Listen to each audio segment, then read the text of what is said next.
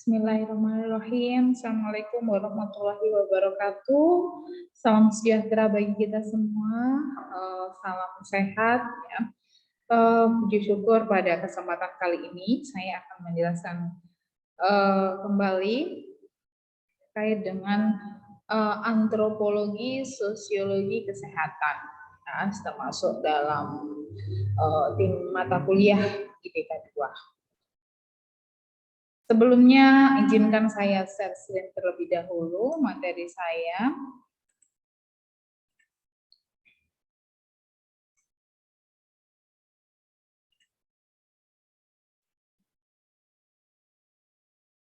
Oke, baik, sudah bisa dilihat ya untuk PowerPoint-nya.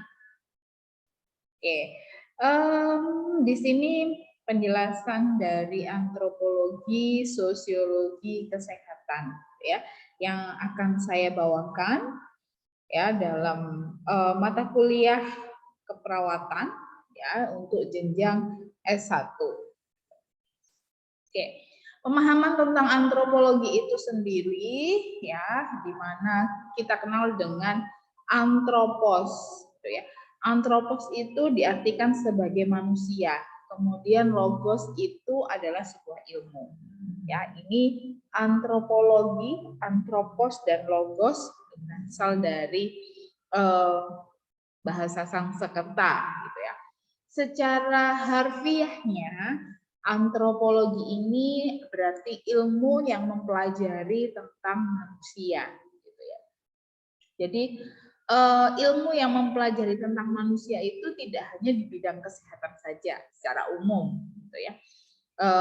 Banyak sekali ilmu yang mempelajari tentang manusia gitu ya. Salah satunya kita di keperawatan juga harus mengenal itu antropologi gitu ya, di mana unsur kesehatan itu tidak terlepas dari budaya. Para ahli antropologi atau antropolog itu sering mengemukakan bahwa antropologi ini merupakan studi tentang umat manusia yang berusaha menyusun secara generalis yang bermanfaat tentang manusia dan perilakunya untuk memperoleh pengertian ataupun pemahaman yang lengkap tentang keanekaragaman manusia. Jadi antropologi ini pada hakikatnya yaitu mendokumentasikan kondisi manusia dari masa lalu sampai dengan masa kini. Gitu ya. Jadi pembelajaran gitu ya dari mulai masa lampau kita mengenal apa sih sehat sakit, kemudian bagaimana cara mengobatinya.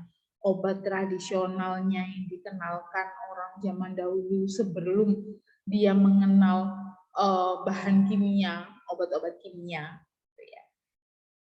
Nah, sampai dengan masa kini. Bisa juga ya peradaban masa kini ini kita mengadopsi ilmu masa lampau, nah, seperti itu. Contohnya ya. Yang sekarang sering dikenal mungkin untuk mengobati hipertensi. Mengobati hipertensi, orang zaman dahulu mengenalnya mungkin dia banyak mengkonsumsi bawang putih, gitu ya, mengkonsumsi seledri, gitu ya. Nah, namun di era modern sekarang ini dari masa lalu itu ya kemudian diuji secara klinis, benar nggak bisa menurunkan hipertensi? Kalau dibuktikan secara klinis dan dibuktikan secara empiris, ya maka itu bisa dipertanggungjawabkan dan dibuktikan, maka bisa juga dikonsumsi oleh manusia. Kemudian budaya ini budayah gitu ya, budayah. Gitu. Ini berasal dari bahasa Sanskerta juga, yang diartikan sebagai budi dan akal. Ya, jadi budaya ini adalah perilaku manusia, gitu ya, berdasarkan pemikiran. Nah, diartikan sebagai hal-hal yang berkaitan dengan budi dan akal manusia. Nah, Dalam bahasa Inggris, budaya ini disebut dengan kultur yang berasal dari kata koler, yaitu mengelola atau mengerjakan. Kata kultur juga diterjemahkan jadi kultur itu dalam bahasa Indonesia. Ya, jadi sebuah budaya ini memiliki ciri-ciri tersendiri, gitu ya.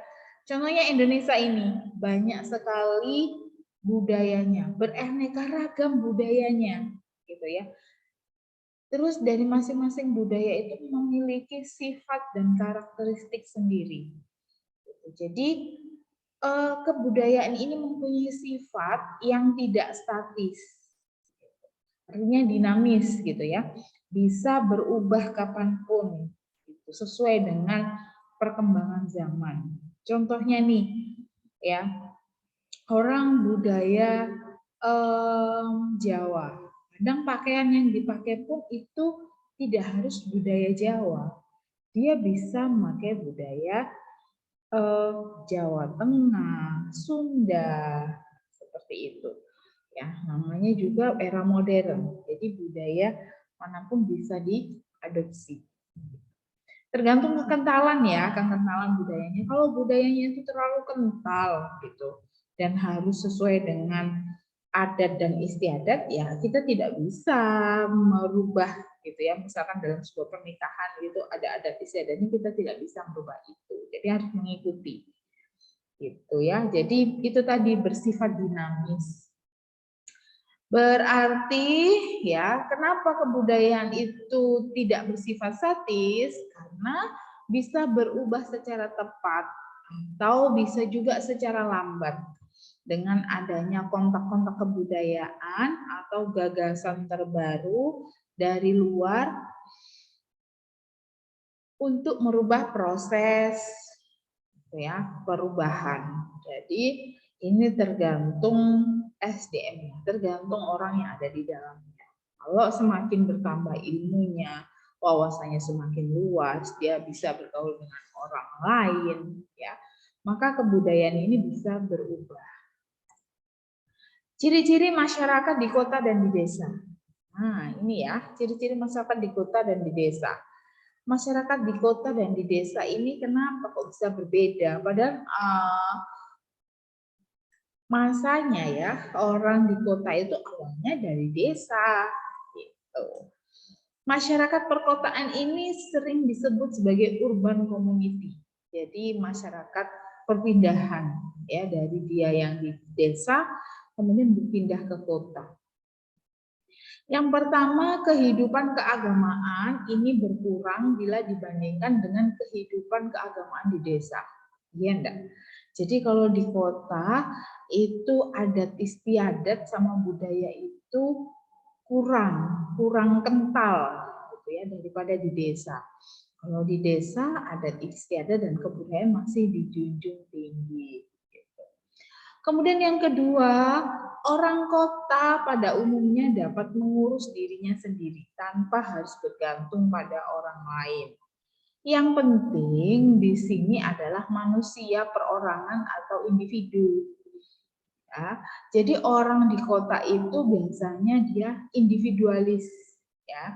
Jadi kekentalan antara hidup berumah tangga itu minimal sekali, gitu. Jadi hubungan sosialnya itu kurang, karena orang di kota kan lebih banyak dia melakukan aktivitas di luar rumah, bekerja di kantor, ya, atau bekerja di luar rumah. Jadi dia lebih banyak mengurus dirinya sendiri. Kemudian yang ketiga, pembagian kerja di antara warga kota juga lebih tegas dan mempunyai batasan-batasan yang nyata. Gitu. Artinya kalau di kota itu dia tegas batasannya. Kalau di desa gotong royong gitu ya, tidak ada batasannya. Yang keempat, kemungkinan untuk mendapatkan pekerjaan juga lebih banyak diperoleh warga di kota daripada di desa. Jelas ya. Yang kelima, interaksi yang terjadi berdasarkan pada faktor kepentingan daripada faktor pribadi. Yang keenam, pembagian waktu yang lebih teliti dan sangat penting untuk dapat mengejar kebutuhan individu.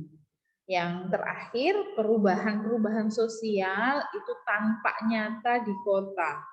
Sebab kota itu biasanya terbuka dalam menerima pengaruh dari luar. Ini ada 7 ciri-ciri masyarakat di perkotaan. Ya.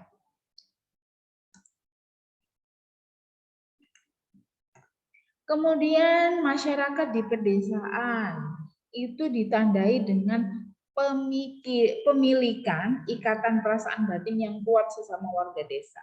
Jadi keterikatan itu sangat kuat, walaupun bukan saudara, tapi kalau satu desa biasanya keterikatannya itu sangat kuat.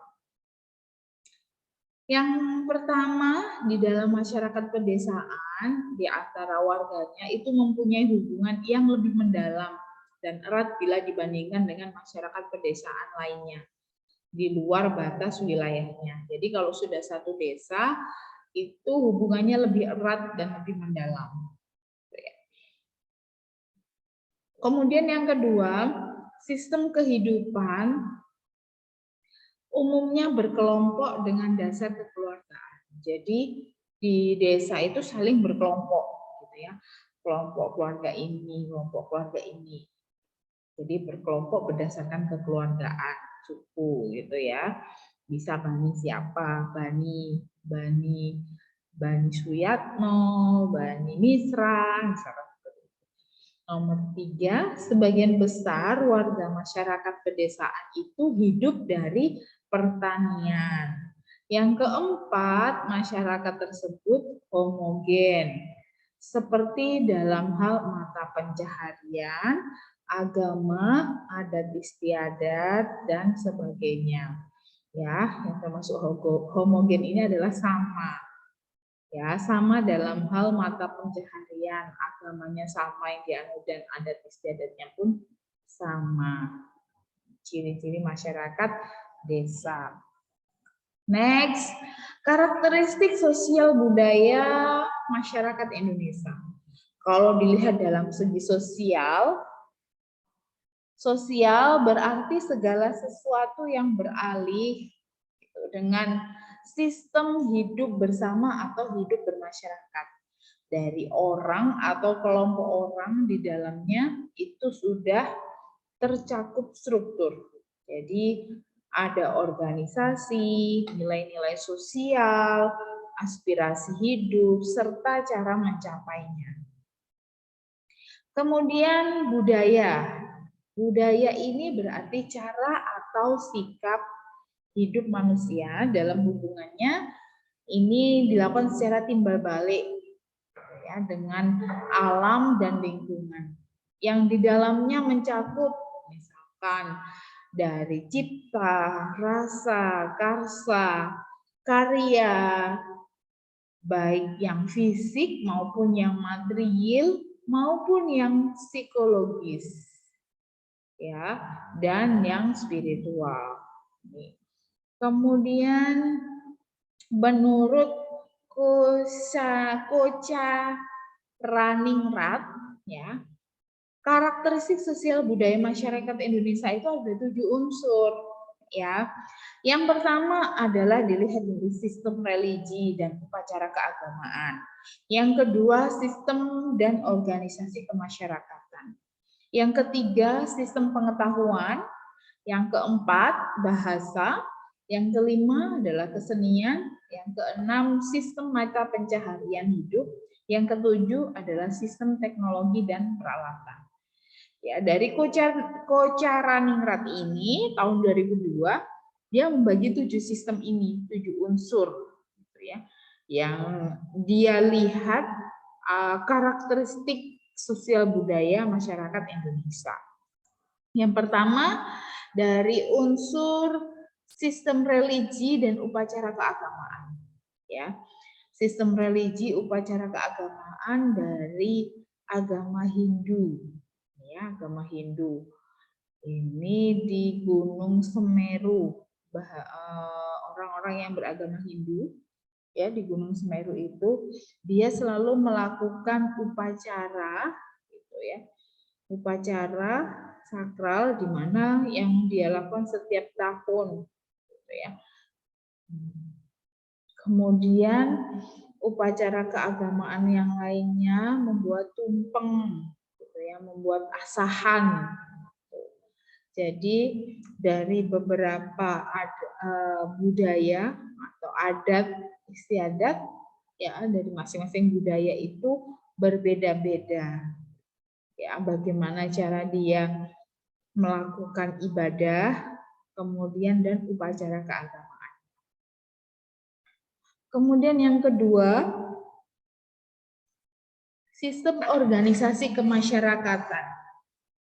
Sistem organisasi kemasyarakatan ini khususnya di Indonesia pada Irian Jaya ya di Irian Jaya Indonesia. Di sini sistem organisasi kemasyarakatan ini berdasarkan suku, ya, sesuai dengan suku dan keyakinan masing-masing. Kemudian kalau dilihat dari sistem pengetahuan, ya, pengetahuan ini setiap suku itu pun berbeda, ya, berbeda cara untuk mengaplikasikan pengetahuannya.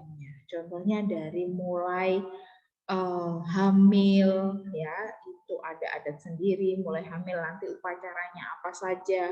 Kalau sudah melahirkan upacaranya apa saja.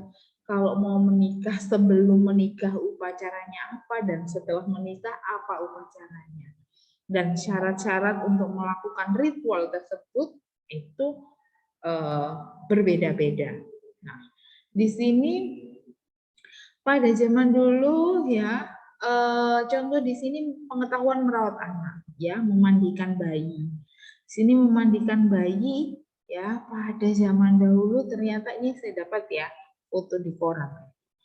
Ini memandikan bayi ini di Sungai Mahakam. Ada zaman dahulu, adat zaman dahulu ya. Ya zaman dulu memang kalau Sungai Mahakam belum terkontaminasi gitu ya. Belum banyak terkontaminasi. Coba kalau sekarang ya adat itu masih diterapkan. Kan tidak ada lagi adat itu diterapkan dan oleh suku apa itu ya diterapkan. Kemudian dari segi bahasa ya, cara kita nanti melakukan pengkajian atau mencari informasi ya, kita harus menggunakan bahasa nasional, bahasa Indonesia. Kadang pun memakai bahasa Indonesia, orang-orang di pedalaman itu tidak paham dengan apa yang kita sampaikan.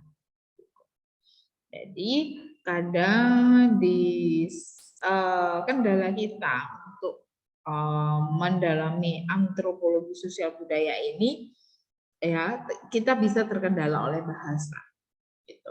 Untuk melakukan ya agar kita tidak kesulitan dalam mencari data dan informasi, ya bahasa ini bisa kita mencari teman gitu ya untuk mentranslatekan bahasa orang sesuai dengan keyakinannya itu atau adat istiadatnya dengan bahasa Indonesia. Kemudian dari segi kesenian pun berbeda gitu ya, dari kesenian Jawa, kesenian Dayak, kemudian kesenian orang Papua, ya, semuanya berbeda. Kemudian dalam mencari mata pencaharian hidup, dalam mencari pekerjaan, kemudian cara menjual pun juga ada perbedaan. Ada yang masih bertani, ada yang berkebun, ada yang mengandalkan dengan bertenun. Kemudian teknologi dan peralatan, ya teknik dalam mengolah makanan. Ya, dalam mengolah makanan itu masih tetap menggunakan kayu bakar, ya atau menggunakan batu bata atau menggunakan minyak gas, atau zaman modern ini menggunakan LPG, atau yang lebih modern lagi menggunakan listrik. Gitu. Jadi teknik pengolahan makanannya seperti apa, gitu ya. Jadi pasti ada perubahan. Kemudian keterkaitan konsep masyarakat kebudayaan dalam melihat sehat dan sakit, kemudian dampak dari sehat dan sakit tersebut. Cara dan gaya hidup manusia tergantung dari adat istiadatnya, kebudayaan, kepercayaan, bahkan seluruh peradaban manusia dan lingkungan ini berpengaruh terhadap penyakit. Ya, istilah sehat itu mengandung banyak muatan kultural dalam hal sosial dan pengertian secara profesional yang beragam. Kemudian Undang-Undang Kesehatan nomor 23 tahun 1992 ini mengacu pada WHO bahwa sehat itu adalah keadaan sehat sejahtera badan, sejahtera secara jiwa, sejahtera secara sosial yang memungkinkan setiap orang ini hidup bisa produktif secara sosial dan ekonomi. Kemudian antropologi kesehatan menurut Hasan dan Prasad tahun 1959 adalah cabang ilmu mengenai manusia yang mempelajari aspek-aspek biologi dan kebudayaan manusia dari titik tolak pandang untuk memahami kedokteran atau aspek sosial kedokteran dan masalah kesehatan.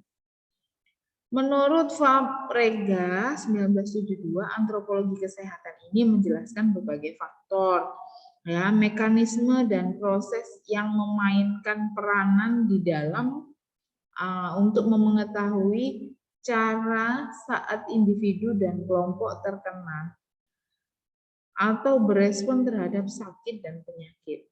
Ya. Kemudian pemahaman antropologi itu merupakan ilmu yang berusaha mencapai pengertian atau pemahaman tentang makhluk manusia dengan mempelajari aneka warna, bentuk fisiknya, beragam masyarakatnya, dan kebudayaannya, dan mempelajari cara dan gaya hidup manusia yang dilihat dari adat istiadat, kebudayaan, kepercayaan, dan melihat peradaban manusia dan lingkungannya ini berpengaruh terhadap sehat dan sakit. Nah, ini pemahaman tentang antropologi. Antropologi itu mempelajari tentang gejala biobudaya, aspek biologis, sosio-budaya, tingkah laku manusia. Jadi ada interaksi kesehatan dan penyakit dari berbagai segi, terutama keterkaitannya dengan kebudayaan. Sedangkan antropologi kesehatan ini adalah sumber akar antropologi kesehatan yang memperhatikan ahli antropologi fisik, ya, dia melakukan evolusi adaptasi, melakukan anatomi komparatif, ya, dengan melihat tipe, ras, genetika, dan serologi. Kemudian yang kedua, etnografi tradisional dalam bentuk terapi primitif, gerakan kebudayaan dan kepribadian, kemudian gerakan kesehatan masyarakat internasional. Antropologi kesehatan, ya, termasuk ruang lingkup antropologi kesehatan ini dari segi biologi, biomedis, dan segi non-biologi, sosio-budaya, dan psikobudaya. Nah, di sini ada lapangan studi antropologi kesehatan. Kalau dilihat dari nutrisi dan pertumbuhan, maka Dilakukanlah penelitian korelasi antara bentuk tubuh dengan variasi yang luas dari penyakit dan misalkan ada radang pada persendian tulang, artritis, tukak lambung, kurang darah, dan penyakit diabetes. Ya. Nah, dilihat. Kemudian secara kedokteran forensik, ya suatu bidang mengenai masalah kedokteran hukum yang mencakup identifikasi umur, jenis kelamin, peninggalan ras manusia yang diduga hilang karena unsur kejahatan serta masalah penentuan orang tua ya dari seorang anak melalui tipe darah bila terjadi keraguan mengenai siapa yang menjadi bapaknya seperti itu.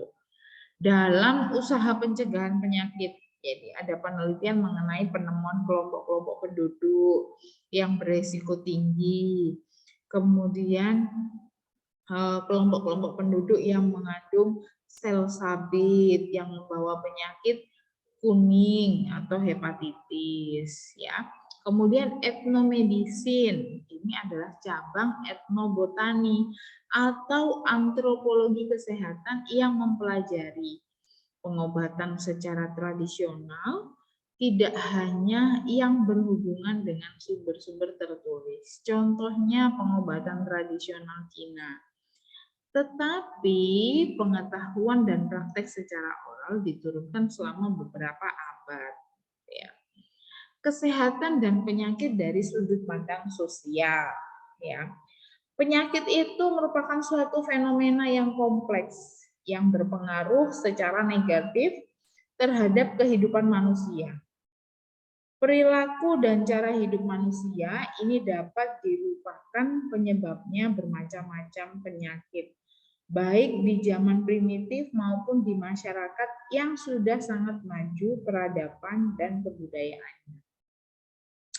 Derajat kesehatan masyarakat yang disebut sebagai psikosociomatic health well-being itu merupakan resultan dari 4 faktor. Yang pertama adalah environment atau lingkungan.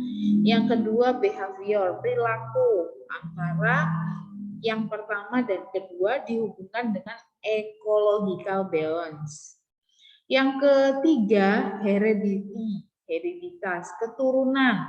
Ini dipengaruhi oleh populasi, distribusi penduduk. Kemudian yang D adalah healthcare service yang merupakan program kesehatan yang bersifat preventif, promotif, kuratif, dan rehabilitatif.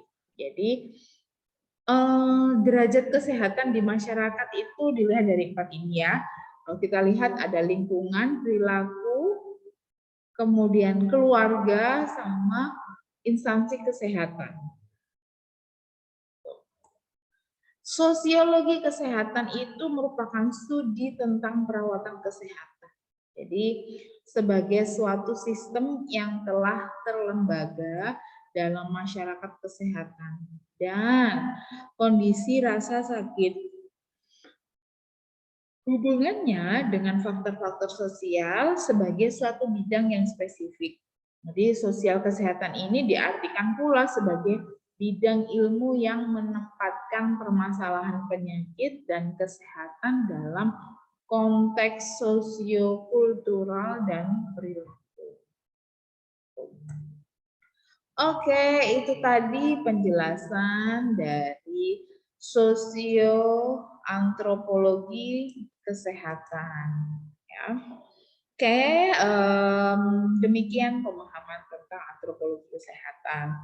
Jadi untuk di keperawatan sendiri atau di kesehatan, kita penting sekali mengetahui riwayat masa lalu, gitu ya.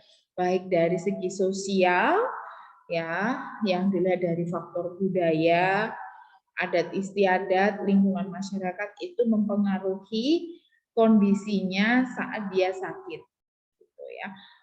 Jadi penting sekali untuk melihat faktor-faktor sebelumnya, gitu ya. Jangan-jangan faktor dari sosial budayanya ini yang menyebabkan terjadinya dia terkenanya suatu penyakit seperti itu. Jadi boleh dikatakan antropologi kesehatan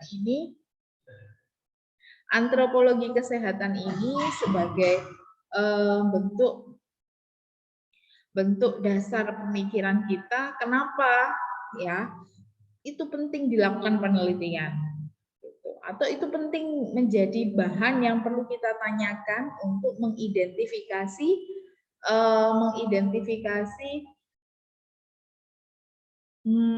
kenapa orang ini kok bisa sakit, gitu. Kenapa kok orang ini bisa tetap sehat.